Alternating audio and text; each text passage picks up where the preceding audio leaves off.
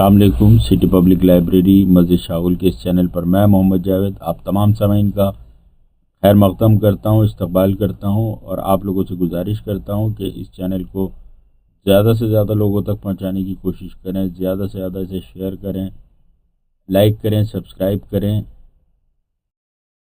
जज़ाकल्लाह।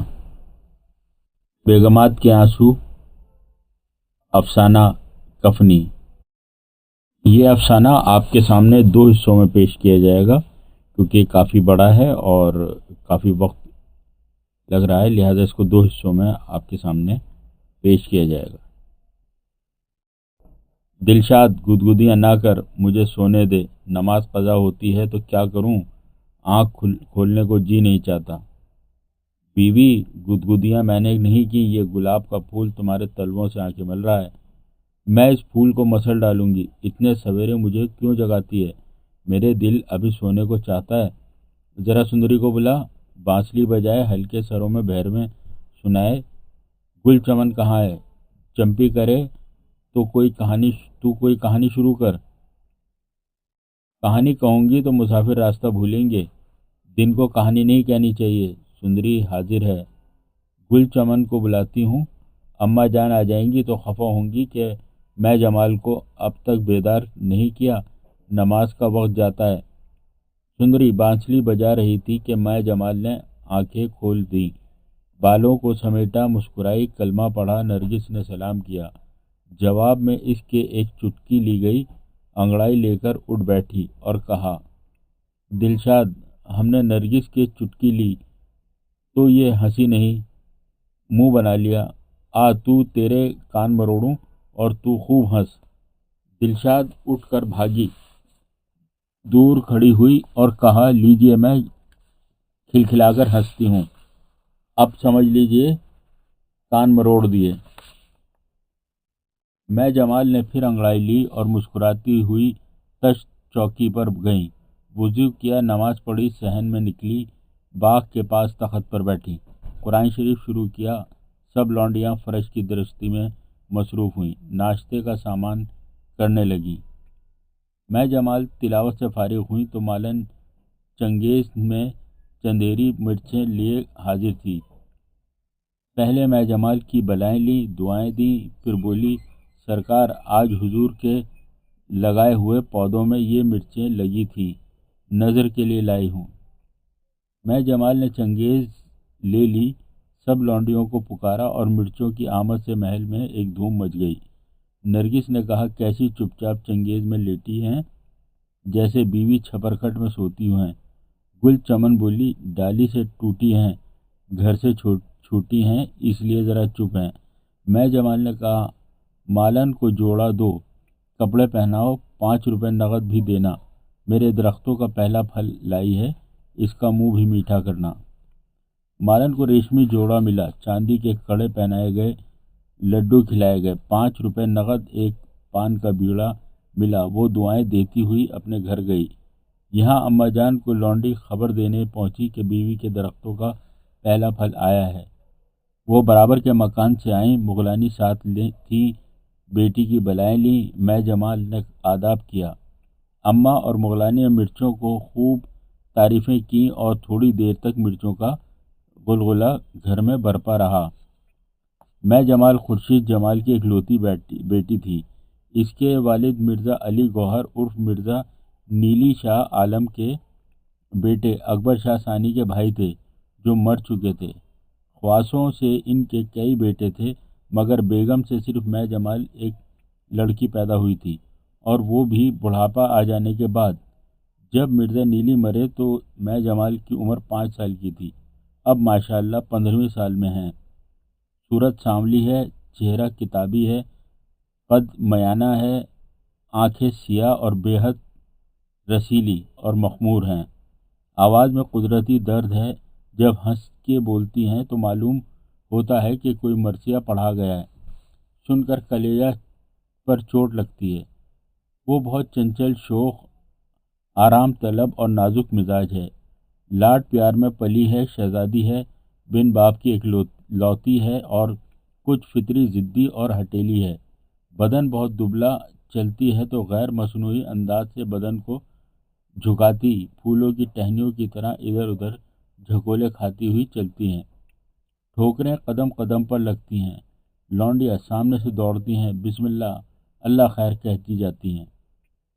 پھول والوں کی سیر تھی۔ بہادر شاہ اپنے محل میں جو درگاہ حضرت خواجہ قطب صاحب رحمۃ اللہ کے دروازے کے قریب بنا تھا تشریف رکھتے تھے۔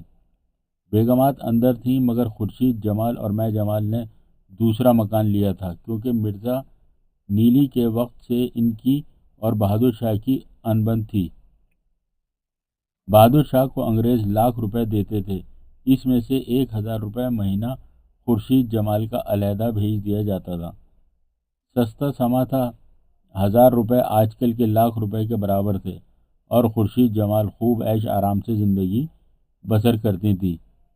جس شام کو پنکھا چڑھا، میں جمال عصر کے وقت سے برآمدے میں چلمن کے پاس بیٹھی تھی۔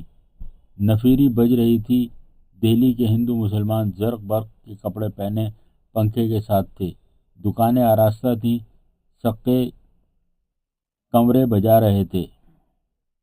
مغرب کا وقت آیا تو خورشید جمال نے لونڈیوں سے کہلا بھیجا کہ پہلے آن کر نماز پڑھ لو، پھر تماشا دیکھنا۔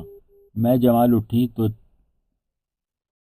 چلتے وقت ان سے نے دیکھا ایک فقیر سفید کفنی پہنے، زرد چہرہ، ننگے سر ننگے پاؤں پنکھے کے پاس سے گزر کر اس کو دیکھتا ہوا چلا گیا۔ اس کی صورت اور کفنی دیکھ کر میں جمال ڈر گئی۔ نماز میں بھی اسی کا خیال رہا۔ سیرت سے فارغ ہو کر سوئی تو ہلکا ہلکا بخار تھا۔ ماں کو خبر ہوئی، اس نے کچھ بڑھ چڑھ کر دم کیا، صندوقچے سے ایک نقش نکال کر گلے میں ڈالا، فقیروں کو خیرات بھجوائی۔ دوپہر کو تیز بخار ہو گیا۔ میں جمال چونکتی تھی اور کہتی تھی، وہ کفنی والا آیا، وہ مجھے بلاتا ہے، اماں جی آنا، وہ دیکھو کھڑا مسکراتا ہے۔ ماں نے لونڈیوں سے پوچھا، انہوں نے کہا کل شام کو ایک فقیر کفنی پہنے جا رہا تھا۔ بیوی نماز کے لیے اٹھی تو چلمن کا پردہ ہٹ گیا۔ فقیر نے ان کو گھور کر دیکھا اور بیوی نے ان کو دیکھا۔ اس کے بعد وہ کہیں چلا گیا۔ خورشید جمال نے نوکروں کو حکم دیا کہ اس حلیے کا فقیر جہاں ملے اس کو لاؤ۔ نوکر سارے میلے میں ڈھونڈتے پھرے۔ شام کے قریب وہ فقیر ملا، اس کو ساتھ لے کر مکان پر آئے۔ خورشید جمال نے پردے کے پاس بٹھا کر لڑکی کا حال کہا اور وہ بولا، مجھے اندر لے چلو، میں دم کر دوں گا، اچھی ہو جائے گی۔ خورشید جمال نے اندر پردہ کرایا، فقیر کو پلنگ کے پاس کھڑا کیا۔ اس نے آنکھ بند کر کے دونوں ہاتھوں اپنے اخساروں پر رکھے اور کچھ دیر کھڑا رہا اور پھر کہا، لو لڑکی اچھی ہو گئی۔ دیکھا تو واقعی بخار اتر گیا۔ میں جمال اٹھ بیٹھی۔ خورشید جمال اور سب لونڈیاں حیران ہو گئیں۔ فقیر کو بٹھایا، کچھ روپے اور کپڑے کے 2 تھان نظر پیش کیے۔ فقیر نے کہا، یہ میں نہیں لیتا، مجھے لڑکی کی صورت دکھا دو ورنہ پھر بیمار ہو جائے گی۔ خورشید جمال نے پہلے تو کچھ تامل کیا، پھر خیال آیا کہ فقیر تو ماں باپ ہوتے ہیں، پردہ ہٹا دیا۔ میں جمال نے فقیر کو دیکھا اور سر جھکا لیا۔ فقیر نے میں جمال کو دیکھا اور برابر دیکھتا رہا۔ کچھ دیر کے بعد بھلا ہو بابا کہہ کر اٹھا اور چلا گیا۔ یہ 30 برس کا جوان تھا مگر بیمار معلوم ہوتا تھا۔ چہرے پر زردی بہت زیادہ تھی۔ سفید کفنی کے سوا کوئی کپڑا پاس نہ تھا۔ آنکھیں ایسی معلوم ہوتی تھیں گویا روتے روتے سوج گئی ہوں۔ یہ شخص اس مالن کا بیٹا تھا جو میں جمال کے باغ کی محافظ تھی۔ میں جمال کو 1 سال پہلے اس نے باغ میں دیکھا تھا۔ اپنی غریبی اور میں جمال کی شان کا خیال کر کے اس کو ہمت نہ ہوتی تھی کہ اس تکلیف کو اس کے سامنے بیان کرے جو کہ جمال کے دیکھنے سے خود بخود اس کے اندر پیدا ہو گئی تھی۔ 6 مہینے وہ اس خلجان میں پریشان رہا۔ اس کے بعد اس کو ایک ہندو جوگی ملا جس سے اس نے اپنا حال بیان کیا۔ جوگی نے ایک سفید کفنی دی کہ اس کو پہن لے، تیرے سب کام پورے ہو جائیں گے۔ کفنی پہنتے ہی وہ نیم مجذوب ہو گیا اور گھر بار چھوڑ کر جنگل میں نکل گیا۔ 6 مہینے تک جنگلوں میں پھرتا رہا۔ 6 ماہ کے بعد اب پھر وہ آبادی میں آیا تھا۔ جہاں اس نے پھر میں جمال کو دیکھا، مگر اب اس کو دیکھنے کے میں ایسی قوت پیدا ہو گئی تھی کہ میں جمال کو اس نے ایک نگاہ میں بیمار کر دیا۔